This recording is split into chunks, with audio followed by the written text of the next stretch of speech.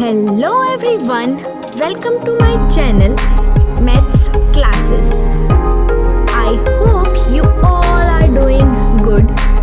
तो आज हम करने जा रहे हैं क्लास 11th मैथ्स NCERT के एक्सरसाइज 1.2। तो चलिए शुरू करते हैं।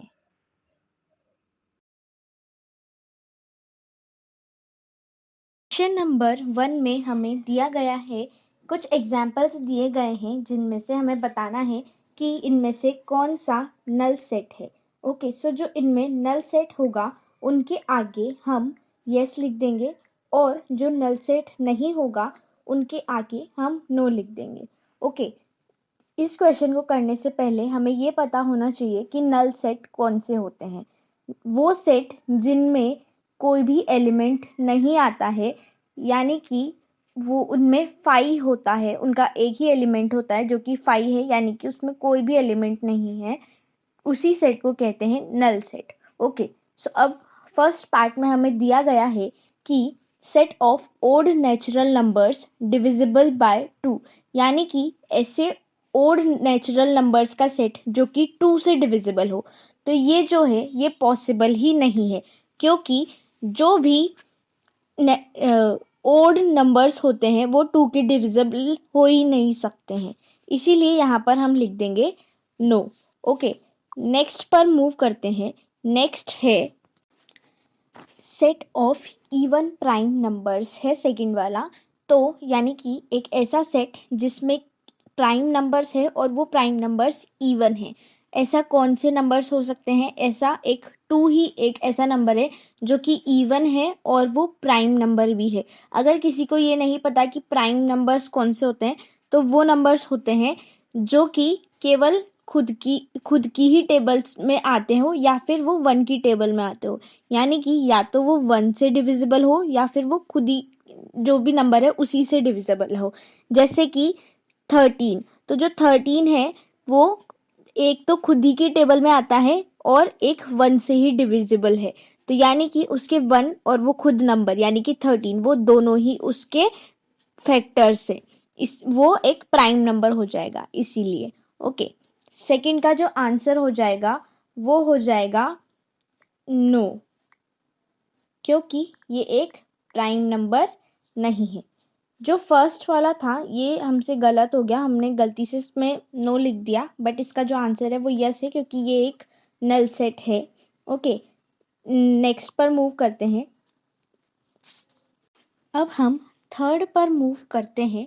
जो थर्ड वाला क्वेश्चन है उसमें हमें दिया गया है कि x is a natural numbers, जहाँ पर जो x है वो लेस देन 5 है और x ग्रेटर देन 7 है, यानी कि जो x है वो एक ऐसा नंबर होना चाहिए जो कि 5 से कम हो और x एक ऐसा नंबर है जो कि 7 से बड़ा है।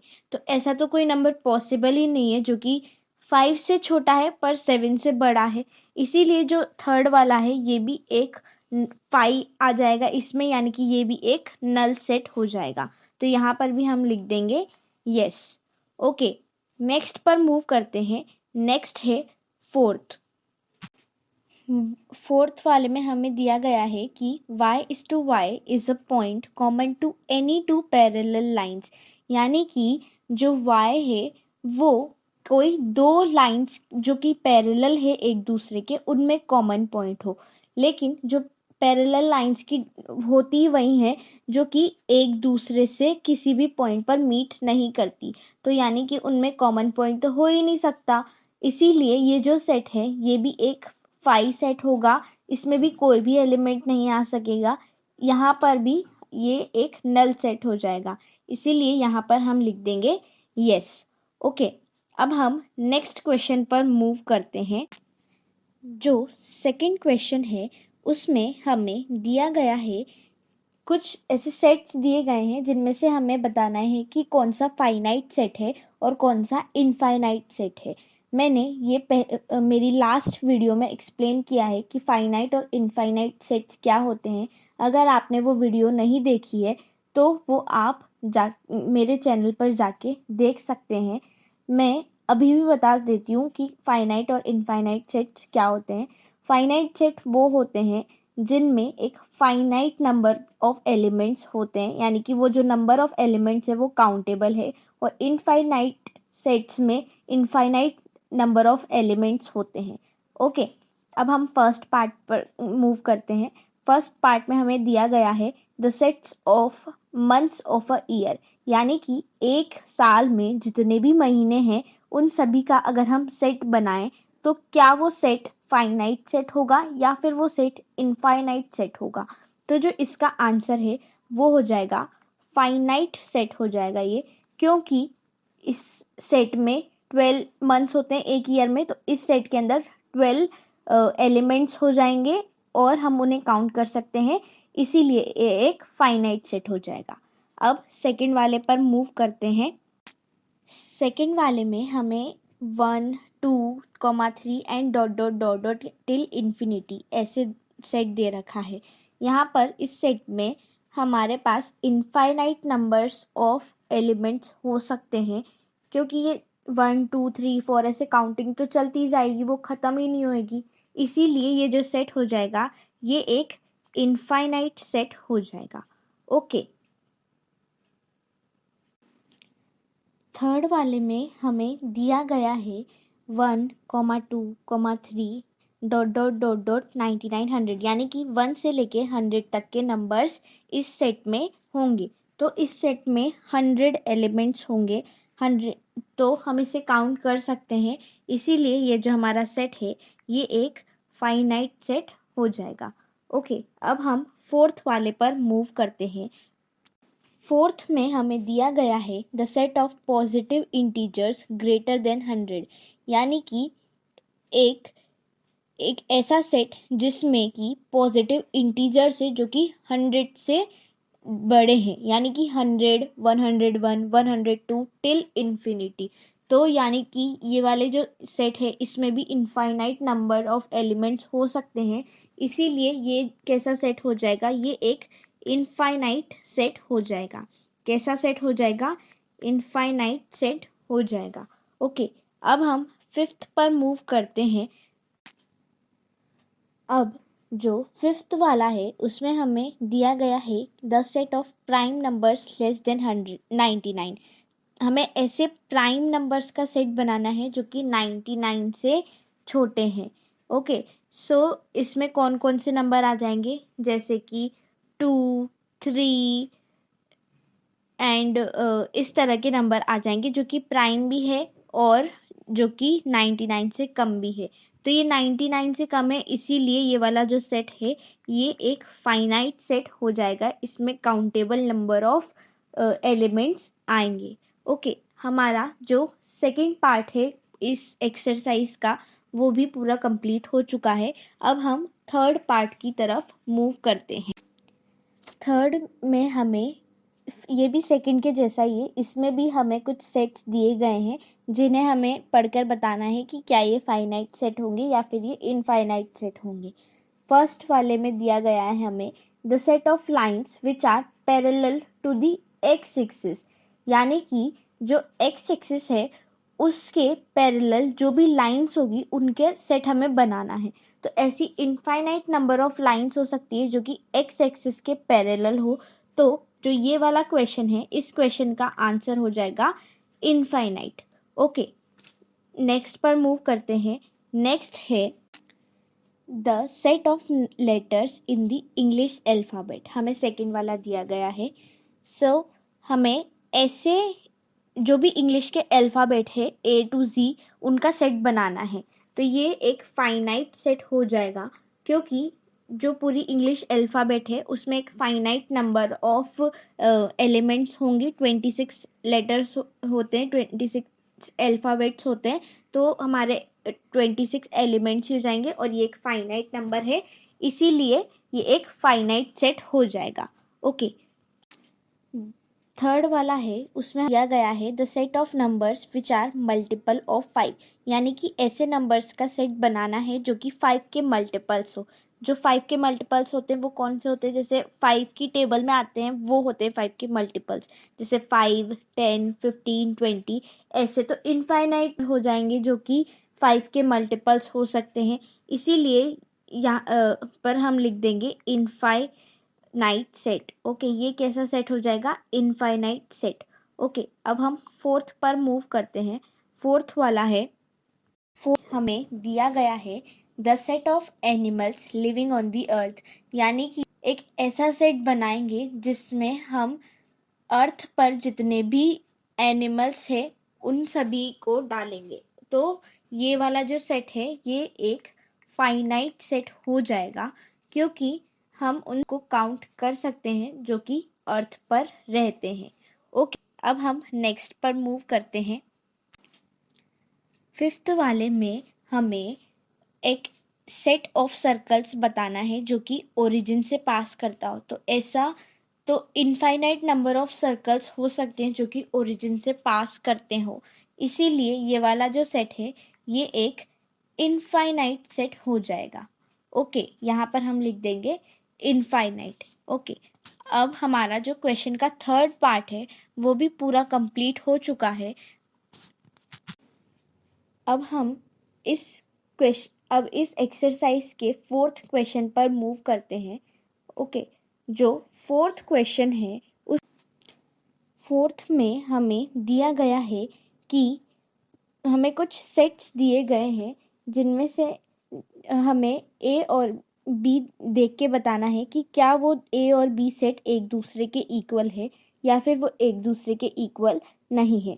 ओके, सो जो फर्स्ट वाला है उसमें हमें ए सेट दिया गया है, ए बी सी और डी, और जो बी सेट के एलिमेंट्स है वो है डी सी बी एंड ए। तो ये जो ए और बी सेट है ये एक दूसरे के इक्वल हो जाएंगे, क्योंकि इस जो ए सेट के एलिमेंट्स है और बी सेट के एलिमेंट्स है वो बिल्कुल सेम है। भले ही उनका ऑर्डर अलग हो सकता है बट उसके जो एलिमेंट्स है वो सेम है, इसीलिए ए और बी सेट एक दूसरे के इक्वल हो जाएगा। ओके, अब हम नेक्स्ट पर मूव करते हैं। जो सेकंड पार्ट है उसमें हमें ए सेट में दिया गया है 4, 8, 12, 16 और बी सेट में दिए गए हैं 8, 4, 16 और 18। तो जो ए सेट है वो बी सेट के इक्वल नहीं होगा, क्योंकि जो बी सेट है उसमें हमें एक 18 भी दिया गया है जो कि दोनों सेट में नहीं है, और ए सेट में हमारे पास 12 है जो कि बी सेट में नहीं है। तो जो हमारा ए सेट है और बी सेट है उन दोनों के एलिमेंट सिमिलर नहीं है, इसीलिए ए सेट और बी सेट एक दूसरे के इक्वल नहीं होंगे। ओके, अब नेक्स्ट पर मूव करते। जो फोर्थ वाला है, फोर्थ का जो थर्ड पार्ट है उसका हमें ए सेट दिया गया है 2, 4, 6, 8, 10, और जो बी है उसमें हमें दिया गया है कि जो x है वो एक पॉजिटिव इवन इंटीजर होगा, जहाँ पर जो हमारा x है वो या तो 10 के इक्वल होगा या वो 10 से कम होगा। तो जो बी सेट के एलिमेंट्स है वो 2, 4, 6, 8 और 10 ही होंगे, और जो ए सेट है उसके एलिमेंट्स भी बी के बिल्कुल एग्जैक्ट ही है, इसीलिए जो हमारा ए सेट होगा वो हमारे बी सेट के इक्वल होगा। ओके, नेक्स्ट पर मूव करते हैं। नेक्स्ट है हमारा फोर्थ वाले में हमें दिया गया है ए सेट कि x is a multiple of 10, यानी कि जो x है वो 10 का मल्टीपल होना चाहिए, और जो b सेट है उसमें हमें दे रखा है 10, 15, 20, 25, 30 टिल इन्फिनिटी। अगर हम b सेट में देखें तो इसमें जो 15 और 25 है वो 10 के मल्टीपल नहीं है, बाकी 10, 20 और 30 10 के मल्टीपल है। पर जो ए सेट है और बी सेट है वो एक दूसरे के एग्जैक्टली सेम नहीं है, इसीलिए जो हमारा ए सेट है वो बी सेट के इक्वल नहीं है। तो हम क्या लिख देंगे, A is not equal to B. Okay, हमारे जो फोर्थ वाला क्वेश्चन है वो भी पूरा कंप्लीट हो चुका है। अब हम फिफ्थ की तरफ मूव करेंगे। ओके, फिफ्थ वाला क्वेश्चन में हमें ये भी फोर्थ वाले के जैसा ही है, इसमें भी हमें कुछ पेयर्स ऑफ सेट्स दे रखे हैं और उसमें हमें ये बताना है कि क्या वो दोनों सेट्स एक दूसरे के इक्वल है या नहीं है, अगर है तो क्यों है और अगर नहीं है तो क्यों नहीं है। ओके, फर्स्ट पार्ट करते हैं। फर्स्ट में हमें दे रखा है 2,3 और ए सेट दे रखा है 2,3 और हमें बी सेट दे रखा है x/x is a solution of x² + 5x + 6 is equals to 0। तो जो ये इक्वेशन है इसके सॉल्यूशन अगर हम करेंगे फैक्टराइजेशन मेथड से तो इसके फैक्टर्स निकलेंगे -2, -3। ओके, सो जो ए सेट है और जो बी सेट है वो एक दूसरे के इक्वल नहीं है, क्योंकि एक में -2, -3 है और एक में है 2,3।